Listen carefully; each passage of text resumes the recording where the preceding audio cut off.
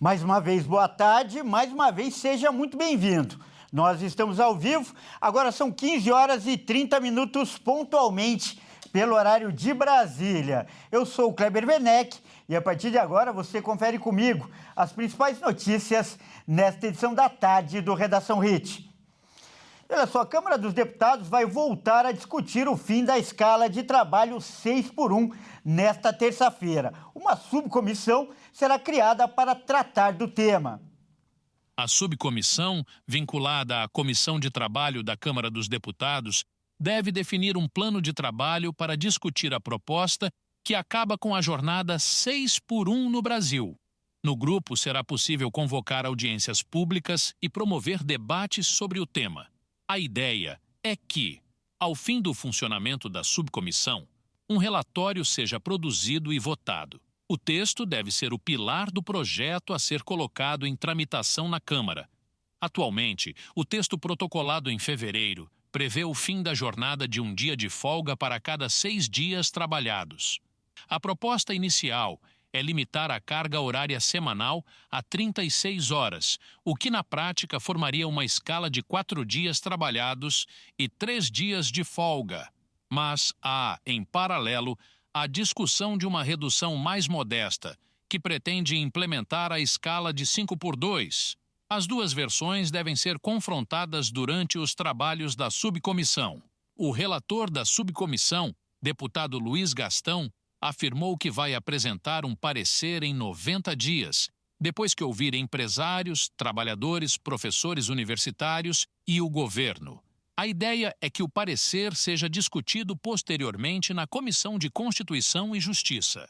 Atualmente, a Constituição estabelece que a carga de trabalho será de até 8 horas diárias e até 44 horas semanais.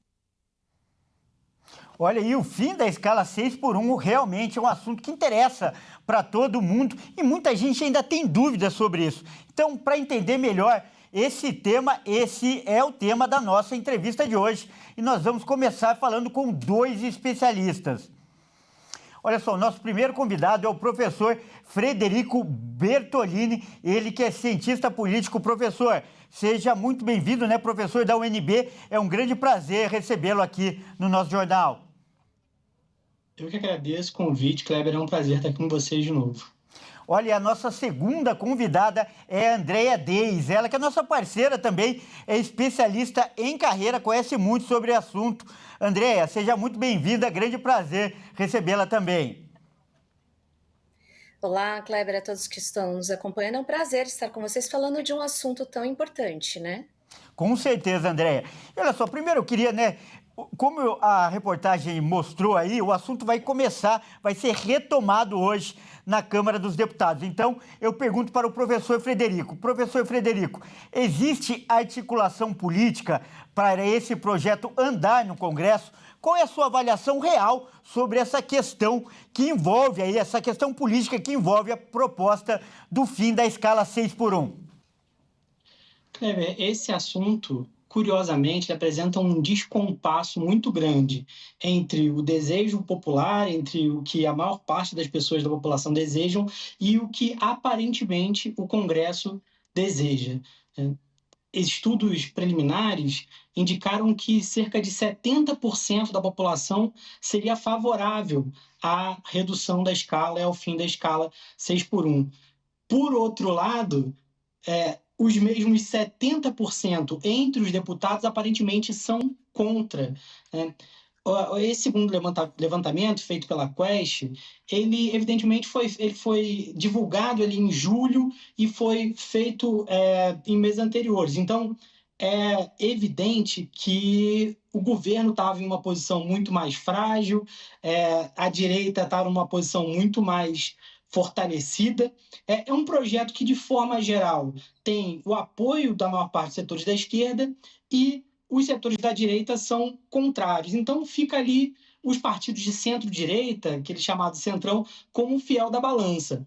À época, eles estavam contrários. Então, mais ou menos ali, tinha uns 200 votos, havia um espaço para abertura da discussão, mas não para aprovação, que demanda 3/5, né? Demanda 308 votos favoráveis para a aprovação dessa PEC, né? Então, havia esse clima para abertura, mas ainda não havia um clima para aprovação. Os parlamentares, essa pesquisa perguntou se eles eram favoráveis à isenção do imposto de renda, e aí os parlamentares eram favoráveis, como também majoritariamente a população, mas no caso da escala 6/1, eles ainda não eram. Como o fiel da balança era o Centrão, aqueles partidos de centro-direita que estavam mais afastados daquele momento do governo, aparentemente, porque isso aconteceu antes da ocupação da Câmara, especialmente pelo PL, né, não existia esse clima. Só que a gente não sabe agora se esse clima pode se construir a partir de uma reaproximação do governo com o Centrão e principalmente do governo com as duas casas. As relações estão muito menos tensas nesse lado do espectro político, né? Ali naquele contínuo que vai da centro-esquerda até a centro-direita, e a direita aparentemente ficou um pouco mais isolada na maior parte dos temas. A gente não sabe ainda se também nesse tema. Então, ainda é um mistério, mas eu acredito que, pelo tema ter sido trazido de volta à tona, é possível, é provável que estejam sendo costuradas ali articulações para que se construa uma maioria. Olha, Em se construindo uma maioria, a tendência é que os parlamentares também observem essas preferências dos eleitores e comecem a se mover de acordo com elas, né? É muito perigoso para os parlamentares contrariarem tão frontalmente uma preferência popular que é tão manifesta. É óbvio que os parlamentares têm ali muitos senhores a servir, né, quando eles estão participando ali da legislatura, mas o principal senhor que garante o voto é efetivamente o público, o povo.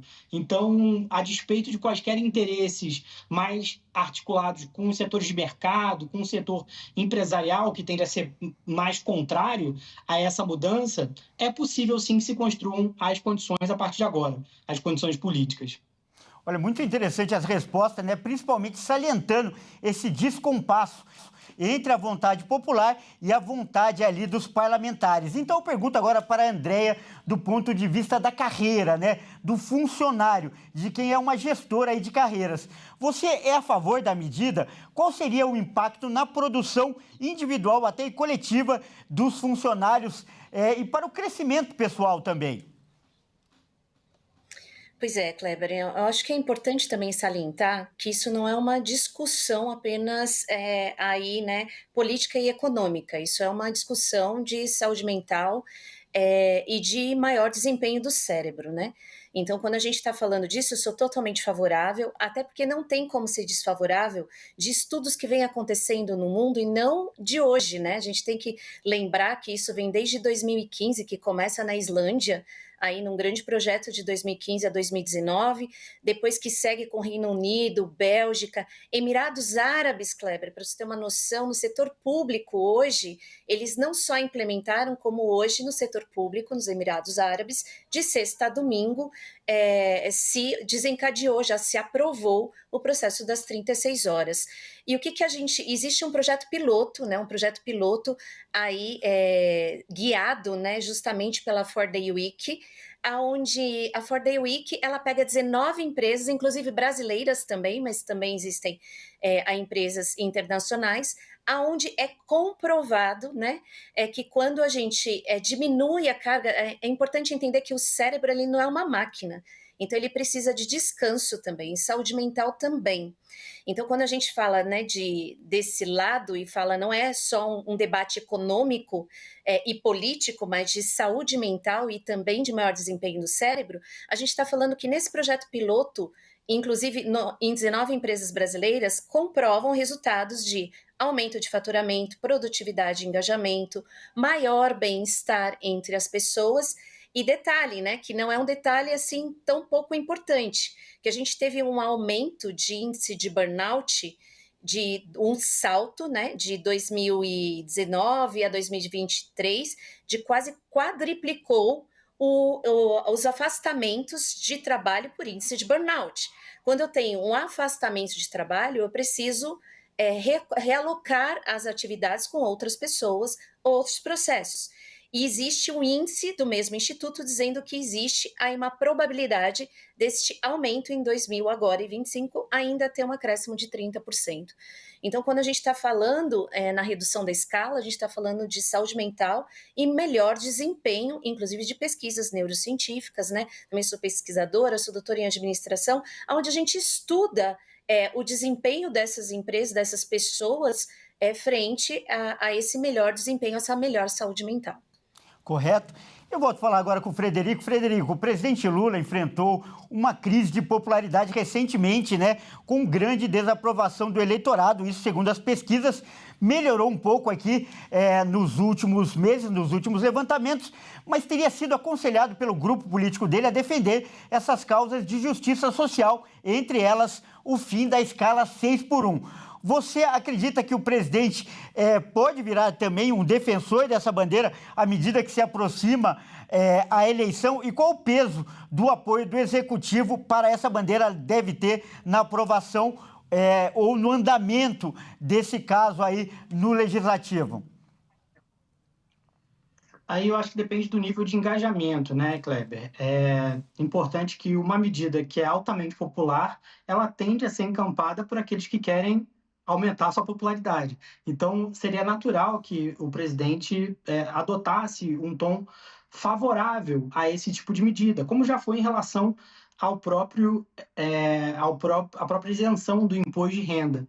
Né? Se bem que na isenção do imposto de renda havia um alinhamento, o Congresso era amplamente favorável e a população também. Mas nesse caso específico da escala 6x1, eu acredito que sim, ele tende a encampar. É importante salientar que o mundo que Lula 3 está enfrentando, o mundo com o qual Lula 3 está lidando, é um mundo em que executivos têm menos popularidade. Isso não é um fenômeno apenas nacional, isso é um fenômeno internacional, como também é o da redução da jornada, né? E além disso, a gente tem um movimento de polarização muito forte, a polarização do tipo afetiva muito forte, que faz com que apoiadores, especialmente no campo da direita, especialmente do ex-presidente Jair Bolsonaro, tendam a relativizar sequer ganhos econômicos que eles têm no período Lula. Então, isso torna o efeito econômico da melhora da popularidade um pouco diminuído. Isso arrefece esse efeito econômico na popularidade. Então, esses dois contextos, eles necessariamente vão levar para 2026 uma batalha eleitoral muito mais difícil. E eu acredito que à medida que forem aparecendo pautas que permitam uma agenda positiva para o governo, essas pautas tendem a ser apoiadas, como tem sido a pauta da soberania, dos ataques de Trump à soberania, né, um agente externo sendo, de alguma forma, um mobilizador dessa reação contrária e a reação de fortalecimento e valorização nacional do Brasil. De alguma maneira, esses elementos eles vão ser buscados ao longo de 2026 para trazer agendas positivas e para reforçar a popularidade, como você disse, vinha em queda e deu uma leve recuperada. Né? Correto. E, Andréia, o principal argumento, né, de quem defende a mudança, o fim da escala 6x1, é a mudança no modelo de relação de trabalho. E o exemplo citado é dos transportes por aplicativo, da relação dos motoristas ou dos entregadores com as plataformas. Esse exemplo é citado para mostrar que a relação de trabalho já não é mais a mesma de décadas atrás. Você concorda com isso? Concorda que essa mudança está em curso e é inevitável e o fim da escala está inserido aí nesse contexto de mudança de modelo de trabalho? Eu concordo e, na verdade, acho necessária, Kleber, né? Uma coisa que não dá para separar é o que a gente chama de evolução, né? Então, quando a gente fala de geração, a gente não fala só de idade, a gente fala do pensar, né? Das necessidades que se mudam ao longo do tempo. Então, hoje nós temos outras pessoas com outros valores, outros processos e a gente tem alta tecnologia, né? Então, hoje o ser humano ele precisa ser usado enquanto humano, e o humano é um ser biopsicossocial espiritual, ele é biológico, ele pensa. Então, quanto mais você usar ele na melhor potência dele, e deveria ser na saúde, nos bons relacionamentos, por exemplo, a hora que você tem uma escala menor de 36 horas, você favorece, por exemplo, maiores interações sociais, você favorece a busca por conhecimento, por informação, por estudo, você favorece nisso, quando você favorece as relações pessoais, você favorece, por exemplo, a possibilidade de neurotransmissores como dopamina, ocitocina, que aproximam as pessoas, você favorece a um foco maior atencional, então o cérebro descansado, ele tem um foco de memória e atenção muito maior, o que aumenta a produtividade. E esta nova geração, com novos valores, com novos posicionamentos, onde a tecnologia vem e facilita muitos processos, não faz sentido a gente ter uma escala 6:1. Né? Hoje, por isso que eu digo que ela é uma questão, sim, ela é uma questão econômica, política, mas também de saúde mental e também de melhor potencialidade desse cérebro, que são as pessoas pensando, né? Então, hoje eu vejo como necessário, né? E o que a gente estuda em administração é o que a gente chama de flexibilidade organizacional. Não dá mais para a gente ter uma vasta casta, onde acha que eu tenho poder, eu tenho dinheiro, então eu mando, e as pessoas fazem como eu quero. Porque aí a gente vai ter uma desaceleração justamente dessas entregas, onde você tem retrabalho e custos muito maiores. Na minha opinião, isso não é inteligente. Não é usar o ser humano da forma mais inteligente possível. Tá certo, então eu quero agradecer aí a participação dos nossos dois convidados, né? Primeiro, o professor Frederico Bertolini, que é cientista político, e muito obrigado pela participação, professor, foi de grande valia aí, ajudou muito no entendimento do nosso telespectador. Eu que agradeço, muito obrigado, boa tarde para vocês. E obrigado também a Andréia Deis, que é especialista em carreira, contribuiu muito aí nesse tema que é de interesse geral. Muito obrigado, Andréia, mais uma vez. Obrigada, Kleber, professor Frederico, pela parceria, e espero que a gente possa levantar outros debates construtivos assim, que a gente possa seguir com grandes debates assim, onde sejam evolutivos e construir aí um mundo melhor, um país melhor. Com certeza, muito obrigado mais uma vez. Bom, vamos mudar de assunto agora, né? Vamos mudar de assunto para falar agora de um caso policial também que tem chamado a atenção. O empresário René da Silva, ele confessou para a polícia que matou um gari na briga, né? Após uma briga de trânsito. Esse caso ganhou grande repercussão e aconteceu em Minas Gerais. Ele admitiu ainda que usou a arma da esposa, que é delegada. Vamos ver. O empresário René da Silva Nogueira Júnior, de 47 anos, confessou que matou o gari Laudemir Fernandes, de 44 anos, durante uma discussão. Até o último interrogatório que René participou, ele negava ter cometido o crime. A informação foi confirmada pela polícia e a confissão do empresário aconteceu nesta segunda-feira, dia 18, durante um interrogatório no Departamento de Homicídios e de Proteção à Pessoa, logo após seus advogados abandonarem o caso. Durante o depoimento, René confessou que atirou contra Laudemir durante a discussão de trânsito que começou com o empresário ameaçando o motorista do caminhão de limpeza, pois queria passar com o carro na rua onde o veículo estava parado. Os colegas de equipe foram defender a motorista e, no momento, o empresário atirou e atingiu o gari. O empresário ainda revelou que a esposa, a delegada Ana Paula Lamego Nogueira, não sabia que ele havia pegado a arma dela. O exame de balística feito pela polícia confirmou que a arma usada no crime se tratava de um armamento de uso pessoal da delegada. Ele seguiu o depoimento e informou que foi a primeira vez que usou a arma da esposa. O empresário René da Silva pode responder pelos crimes de homicídio duplamente qualificado, porte ilegal de arma e ameaça, e, se condenado, pode pegar até 30 anos de prisão. No momento, René segue detido no presídio de Caeté, em Belo Horizonte. E agora vamos fazer um giro pelo país com os nossos repórteres para saber o que é notícia nesta terça-feira. Olha só, um tenente da Polícia Militar do Rio Grande do Sul foi flagrado por câmeras de segurança tentando furtar creme hidratante em um supermercado. Olha só que coisa. A Kátia Fantin vai contar essa história e mostrar as imagens. O policial militar foi afastado das atividades por tentar furtar frascos de creme hidratante em um supermercado de Porto Alegre. O caso aconteceu em um estabelecimento da Zona Norte aqui da capital. Câmeras de segurança flagraram a ação do policial. Nas imagens, o homem caminha pelo corredor e coloca os produtos dentro da roupa. Na sequência, ele deixa o local sem pagar. Segundo a Brigada Militar, a equipe de segurança percebeu a ação e abordou o policial, que voltou até o caixa e então pagou pelos produtos. O Comando de Policiamento da capital afirmou que uma investigação foi aberta para apurar esse caso e que o policial está afastado das suas funções. A corporação também reforçou o seu compromisso com a transparência, a legalidade e a responsabilidade na condução de todos os procedimentos. E a polícia do Rio de Janeiro prendeu uma das suspeitas de ter aplicado o golpe Boa Noite Cinderela em 2 turistas britânicos. As imagens, inclusive, rodaram o mundo, né, dos estrangeiros dopados. O Anderson Nascimento vai contar essa história pra gente. Amanda Couto de Luca, de 23 anos, foi detida em casa na tarde da última segunda-feira em Duque de Caxias, na Baixada Fluminense.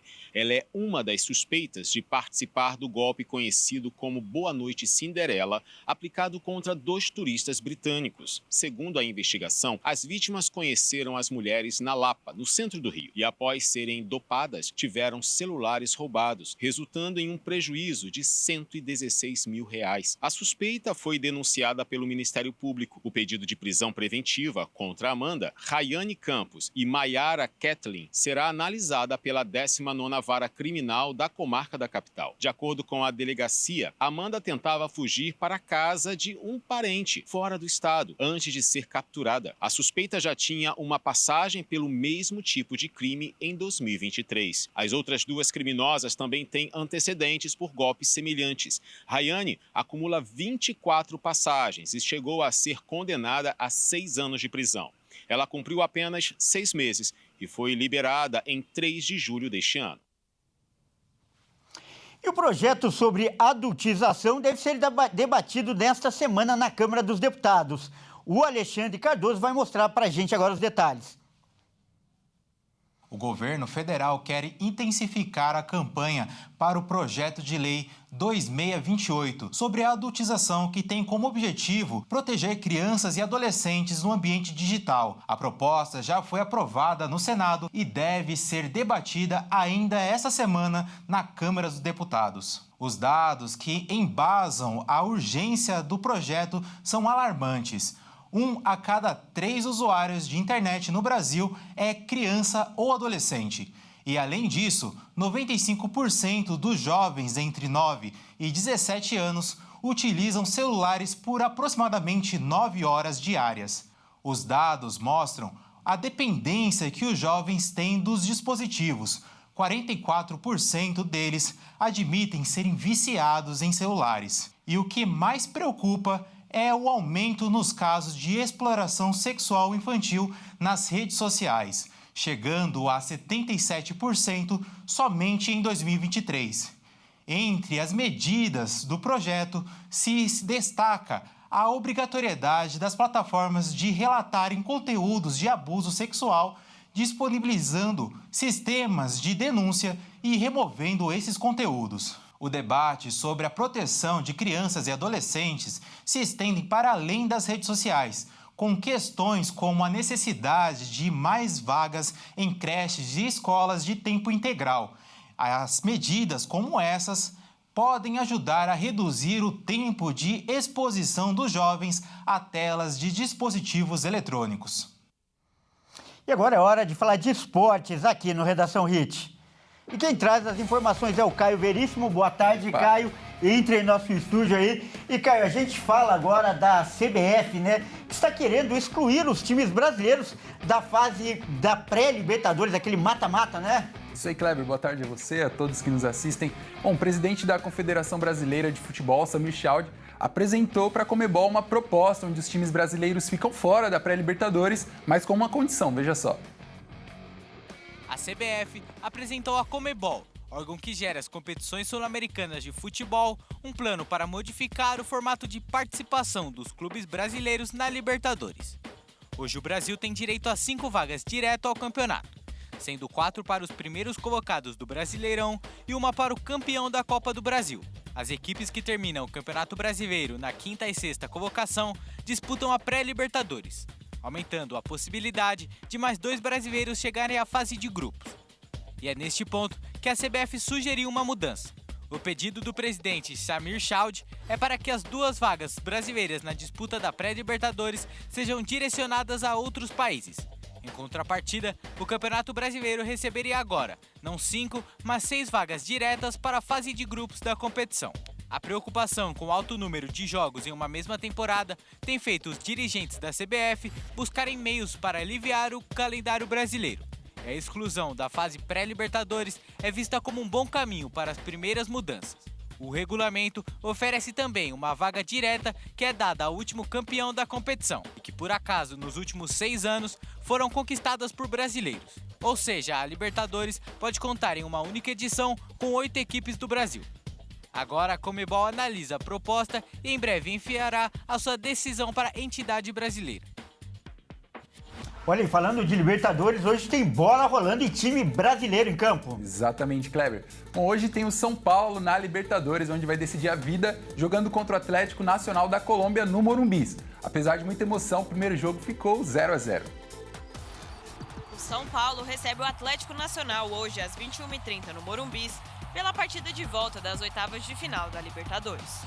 O primeiro jogo ficou em um empate por 0-0 disputado na Colômbia. O resultado terminou com gosto positivo para o tricolor que sofreu na partida.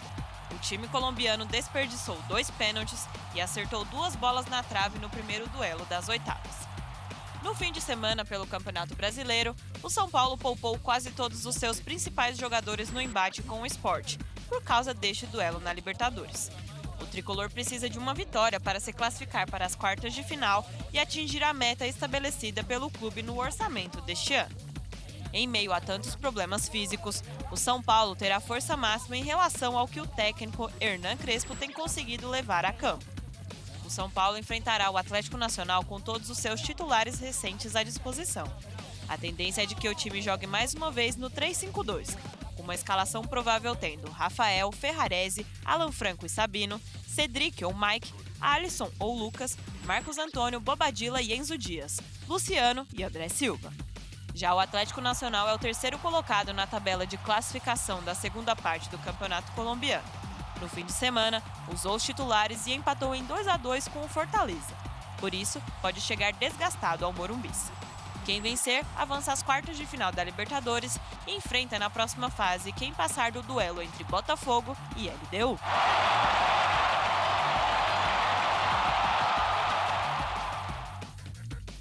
E aí, Kleber, fico por aqui. Um abraço a você e a todos que nos acompanham. Até mais. Muito obrigado pelas informações, Caio, e até mais.